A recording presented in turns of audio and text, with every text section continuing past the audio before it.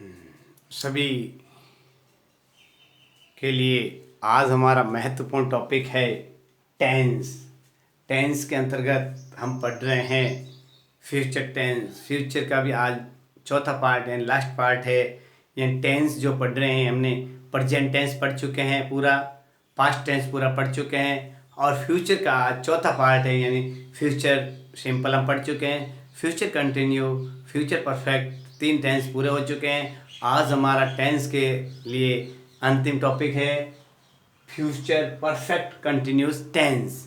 जिस तरह हमने प्रेजेंट परफेक्ट कंटिन्यूस टेंस पढ़ा है, ठीक उसी तरह फ्यूचर परफेक्ट कंटिन्यू टेंस होता है, यानी जो एक्शन फ्यूचर में होंगे, लेकिन जो टेंस के रूल्स हैं वो हमारे प्रेजेंट परफेक्ट के जैसे ही होंगे। इसके अंदर हेल्पिंग वर्ब चेंज होगी, बाकी वो का वो रूल्स चलेगा। तो सबसे पहले साथियों मैं इसकी पहचान बता दूंगा। पहचान क्या होती है, जैसे उस हिंदी के अंदर है रह चुकेगा, रह चुकेगी और रह चुकेंगे। आया समझे? तो क्या आएगा? रह चुकेगा, रह चुकेगी और रह चुकेंगे। यानी जो सोचते हैं वो तो वर्तमान में, लेकिन जो इम्प्लीमेंट किया जाते हैं, जो एक्शन होगा वो फ्यूचर में होगा। अब इसके अंदर आपको मैं सबसे पहले बता लेना चाहता हूं सब्जेक्ट, हेल्पिंग वर्ब और क्या आएगा? हैव, ध्यान रखना। और बी की थर्ड फॉर्म क्या आएगी? बीन। हैव बीन लिख दो, देखो हैव बीन। और मैन वर्ब की क्या आएगी साथियों? ING, object. फिर देखना आप सिंस और फॉर, ये मैं आपको महत्वपूर्ण बता रहा हूं, सिंस और फॉर। फिर टाइम, कौन सा टाइम बताएगा? फ्यूचर टाइम बताएंगे, ध्यान रखना आप। यदि सिंस और फॉर सिंपल टाइम आ जाए तो प्रेजेंट भी हो सकता है, पास्ट में आ जाए तो पास्ट हो जाएगा, लेकिन टाइम से संबंधित जो एक्शन होगा वो फ्यूचर का होगा। तो क्या है साथियों? सब्जेक्ट। अब हेल्पिंग वर्ब के लिए वही फ्यूचर के लिए, सबके लिए सब टेंस में एक ही चलते, विल और shall. Will, he, she, it, any name, any के लिए, लेकिन सेल आती है आई और वी के लिए, ये ध्यान रखो, आई और वी के साथ सेल। बाकी सभी ही, शी, इट, यू, दे, कोई सिंगुलर नेम या प्लूरल नेम हो तो उनके साथ हमेशा क्या करेंगे? हम विल का प्रयोग करेंगे। तो साथियों सब्जेक्ट, सबसे पहले सब्जेक्ट इंपॉर्टेंट, फिर हेल्पिंग वर्ब विल और सेल, फिर जो हैव आई थी वो हैव आएगी, और उसके साथ साथ हम क्या करेंगे? बी की थर्ड फॉर्म क्या आ गया? बी की थर्ड फॉर्म हैव बीन। क्या लिखेंगे हम? हैव और बीन। फिर मेन वर्ब की आईएनजी आएगी। क्यों आएगी? क्यों? देखो कोई भी टेंस का कंटिन्यूस होता है तो उसमें मेन वर्ब की आईएनजी होता है, चाहे प्रेजेंट के कितने भी पार्ट्स में कंटिन्यू हो, चाहे पार्ट्स के किसी पार्ट्स में कंटिन्यू हो, चाहे फ्यूचर के किसी पार्ट में कंटिन्यू हो, तो मैन वर्ब की आईएनजी आएगी। उसके पहले परफेक्ट है तो हमेशा मैन वर्ब की थर्ड फॉर्म आएगी, तो बी की थर्ड फॉर्म बिन हो गया। आया समझे? अब जैसे देखो, एक हम बता रहे हैं आपको, इसमें भी वही 4 प्रकार सेंटेंस होते हैं। अफर्मेटिव जिसे सिंपल सेंटेंस कहते हैं, दूसरा नेगेटिव जो नकारात्मक होते हैं, तीसरा इंट्रोगेटिव जो प्रश्नवाचक होते हैं, और चौथा इंट्रोनेगेटिव जो प्रश्न और नकारात्मक दोनों रूप होते हैं। तो मैं आप एक को एग्जाम्पल बताना चाहता हूं, देखना बहुत ही सीधा साधा है। इसमें क्या आएगा? पीछे रह चुकेगा, रह चुकेगी और रह चुकेगा, ठीक है ना? अब देखो जैसे वह 2 घंटे से खेल रह चुकेगा। अब देखो क्या लिखा हमने? वह 2 घंटे से खेल रह चुकेगा। तो वह क्या है? इसमें सब्जेक्ट है। वह कैसा है? सिंगुलर है। अब तो वह को क्या कहते हैं इंग्लिश में? ही। क्या कहेंगे? ही। आया समझ में? तो क्या आएगा? क्या आएगा? ही आ गया सब्जेक्ट। फिर उसके बाद क्या आया? क्या करेंगे? ये देखो ही लिख दिया, ही। फिर हेल्पिंग वर्ब विल, फिर हैव, बीन। अब देखो प्ले की form playing, he will have been playing. अब आगे क्या कह रहा है? 2 घंटे से, तो 2 घंटे क्या है? पीरियड ऑफ टाइम है, पॉइंट ऑफ टाइम है, यानी पीरियड अवधि। तो क्या आएगा? फॉर। क्या आएगा? तो he will have been playing for 2 hours. ये लिख दे साथियों मैंने, he will have been playing for 2 hours. जिसे हम अफर्मेटिव या सिंपल सेंटेंस कहते हैं। तो फ्यूचर परफेक्ट कंटिन्यूस का सिंपल सेंटेंस बना दिया, वह 2 घंटे से खेल रह चुकेगा।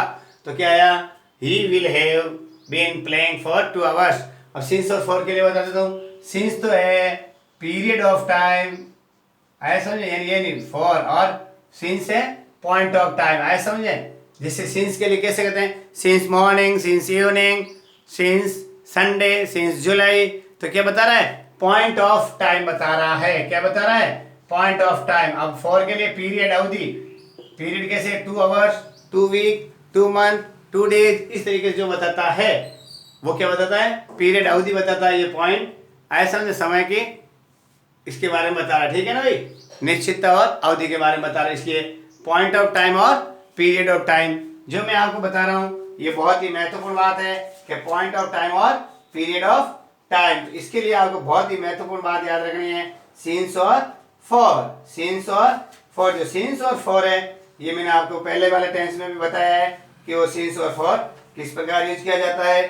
तो आप हमारे YouTube वीडियोस देखिए, इसके अंतर्गत आपको आराम से जो हमारे सिंस और फॉर जो बताए गए हैं, आप इसको देख करके आराम से सीख सकते हैं कि सिंस का प्रयोग कैसे होता है और फॉर का प्रयोग कैसे होता है।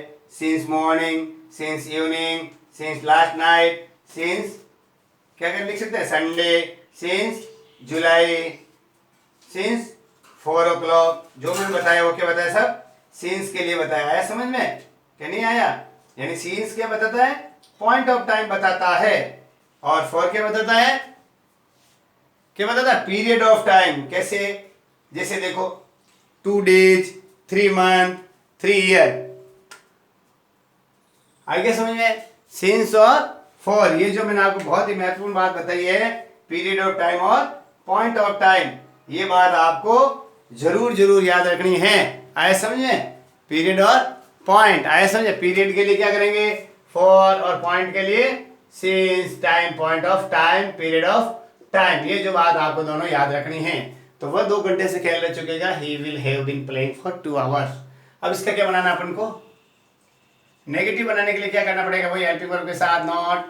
तो क्या है, पहले हिंदी में वो सेंटेंस बनाओ, formula subject helping verb not have been, main verb की आईएनजी, और सिंस फॉर, और फ्यूचर टाइम। तो क्या करेंगे, देखो, वह 2 घंटे से नहीं खेल रह चुकेगा, नहीं खेल रह चुकेगा। तो क्या करेंगे, he will not have been playing for 2 hours.